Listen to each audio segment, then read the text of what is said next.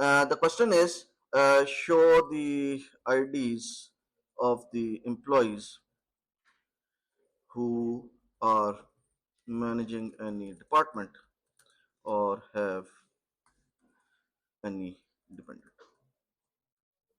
ठीक है, ये सवाल है, नजर आ रहा है? ठीक है, ये सवाल है कि हमें एम्प्लॉइज की आईडीज बताएं जो डिपार्टमेंट को मैनेज कर रहे हैं या जिनके कोई डिपेंडेंट्स हैं। अगर मैं आपसे ये कहूं कि सिर्फ ऐसे एम्प्लॉइज निकालें जो किसी डिपार्टमेंट को मैनेज कर रहे हैं, जो किसी डिपार्टमेंट को मैनेज कर रहे हैं, तो उसकी क्यूरी क्या बनेगी? हम कहेंगे select MGR_SSN from department PART। ठीक है, सिर्फ इतनी क्यूरी लिख दें तो हमें पता चल जाएगा कि डिपार्टमेंट के मैनेजर्स कौन कौन से हैं। ये अगर आप अपने डेटा सेट को देखें तो ये हमें डिपार्टमेंट के मैनेजर्स की आईडीज बता देगा। हमारे पास 3 डिपार्टमेंट्स हैं तो हमारे पास 3 रोज आ जाएंगी, हर रो के अंदर सिर्फ एक इंफॉर्मेशन होगी and that information would be the ID of the manager.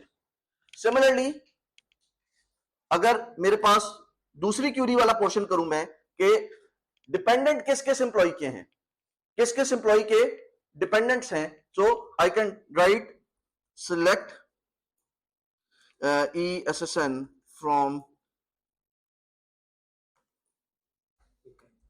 Dependent, और इसके ऊपर लेट से मैं कहता हूं हु हैव एनी डिपेंडेंट की जगह मैं कर देता हूं हु हैव मेल डिपेंडेंट्स। सो मैं यहां पे लिख देता हूं select ESSN from dependent where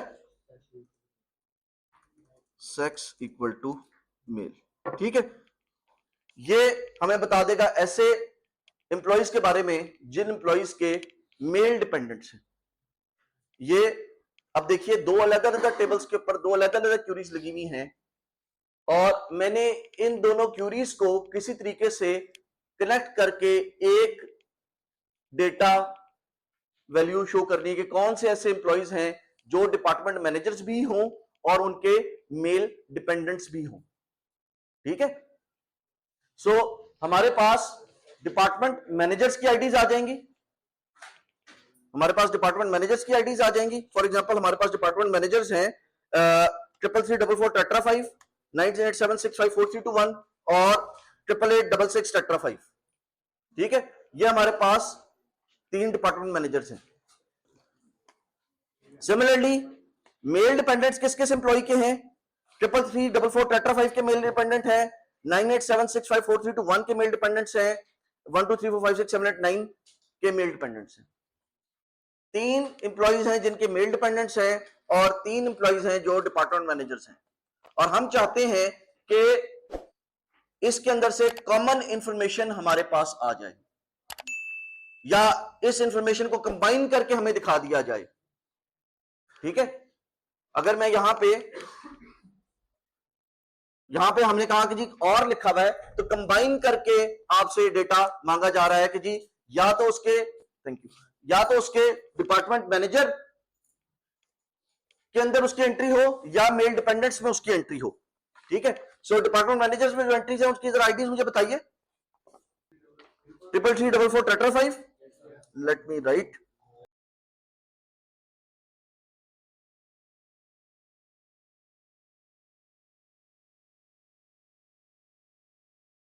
ठीक है, और दूसरा टेबल है मेरे पास, ये इसका रिजल्ट है और इसका रिजल्ट क्या है?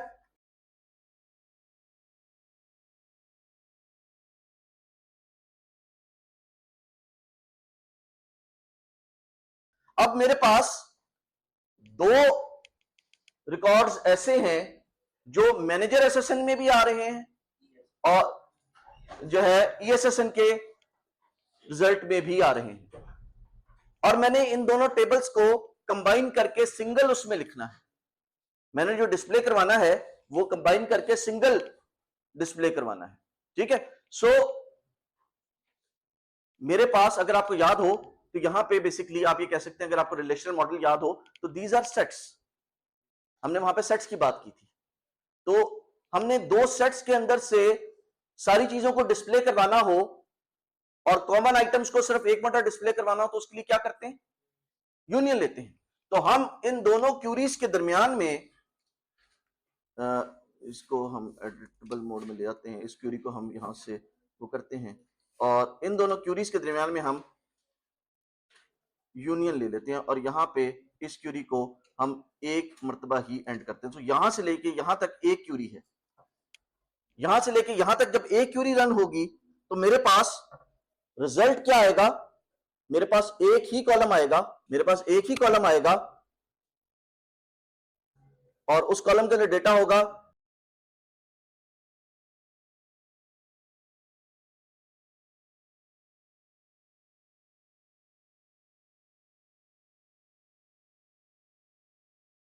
और 987, ये वैल्यू एंट्री ऑलरेडी आ चुकी है तो दोबारा रिपीट नहीं होगी। और इस कॉलम का नाम, चूंकि पहला जो था वो मैनेजर एसएसएन था, तो इस कॉलम के ऊपर मैनेजर एसएसएन लिखा जाएगा। ठीक है, जो पहले कॉलम, पहले टेबल का नाम था वो कॉलम का नाम यहां पे डिस्प्ले हो जाएगा। आप चाहें तो उसको रीनेम कर सकते हैं। ठीक है, हमें कॉलम रीनेम करना हमने लास्ट क्लास में देख लिया था। ठीक है, सो यहां पे हम दो सेट्स या दो टेबल्स या दो रिजल्ट्स के दरमियान में दो क्यूरीज के रिजल्ट को हम कंबाइन करके सिंगल फॉर्म में लिख रहे हैं। ठीक है, जिस तरीके से हमने कंबाइन करके लिखा है इसी तरीके से मैं आपसे सवाल चेंज करके यह भी कह सकता हूं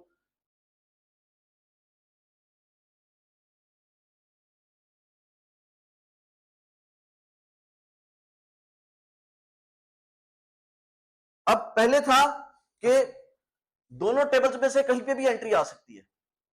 अब मेरा सवाल यह है कि दोनों टेबल्स के अंदर एंट्री होनी चाहिए, दोनों क्यूरीज के जवाब में एंट्री होनी चाहिए। अब हमारे पास क्या इंफॉर्मेशन है, हमारे पास एक तरफ मैनेजर्स की आईडीज हैं और दूसरी तरफ ऐसे एम्प्लॉइज की आईडीज हैं कि जिनका कोई मेल डिपेंडेंट है।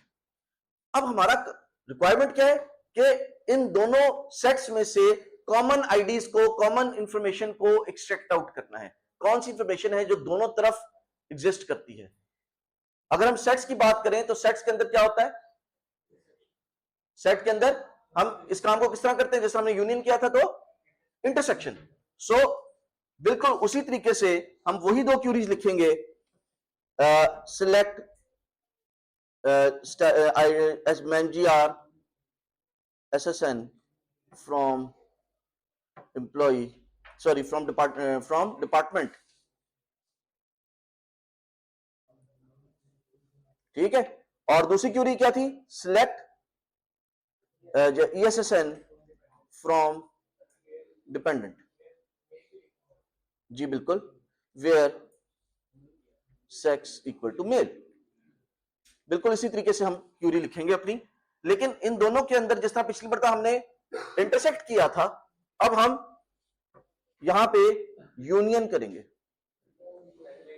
सॉरी यूनियन किया था, अब हम यहां पे इंटरसेक्ट करेंगे। यहां पे हम इंटरसेक्ट इन दोनों में लगा देंगे तो आपके पास जो रिजल्ट आएगा, जो आपके पास रिजल्ट आएगा, अगेन कॉलम का नाम वही होगा जो पहली मरतबा उसने देखा, MGRSSN।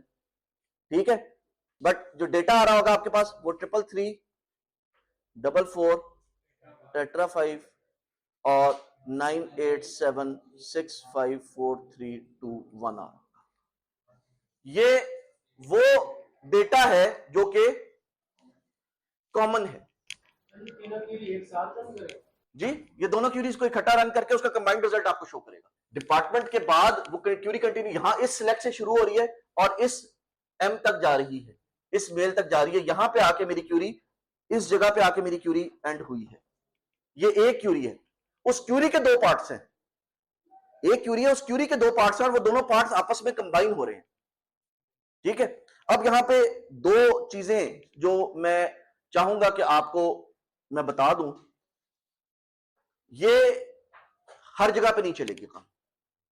इस काम को चलाने के लिए, ये जो काम मैंने किया है यूनियन के लिए या इंटरसेक्शन के लिए, इस काम को करने के लिए, अच्छा यही काम जो है वो मैं माइनस जैसा डिफरेंस के अंदर भी कर सकता हूं कि ऐसे एम्प्लॉइज निकालो जो डिपार्टमेंट मैनेजर तो हो लेकिन उनका कोई मेल डिपेंडेंट ना हो। ठीक है, वो भी लिख देते हैं। ठीक है, ऐसे एम्प्लॉइज निकालो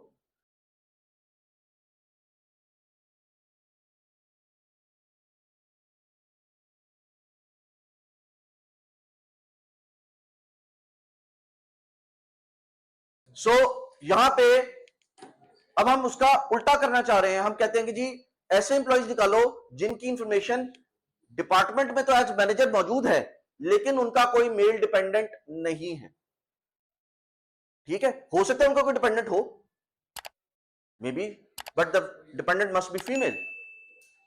मेल डिपेंडेंट अलाउड नहीं है, या तो उसका कोई डिपेंडेंट हो ही ना, और अगर हो तो सिर्फ फीमेल डिपेंडेंट हो, उसका मेल डिपेंडेंट अलाउड नहीं है। ठीक है, anybody who is manager of a department but has no male dependents. ठीक है, सो यही क्यूरी हम जिस तरह ऊपर लिखी थी यही क्यूरी एज इज आ जाएगी, यहां पे लिख लेते हैं, ये क्यूरी एज इज आ जाएगी। सिर्फ फर्क क्या आएगा कि जहां पे लफ्ज इंटरसेक्ट आया था, इंटरसेक्ट की जगह लफ्ज माइनस आ जाएगा, इंटरसेक्ट की जगह लफ्ज माइनस आ जाएगा, और इसका जो रिस्पॉन्स आपको मिलेगा वो रिस्पॉन्स होगा MGR SSN, और यहां पे आपके पास आ जाएगा कौन सी आईडी थी हमारे पास, 8886665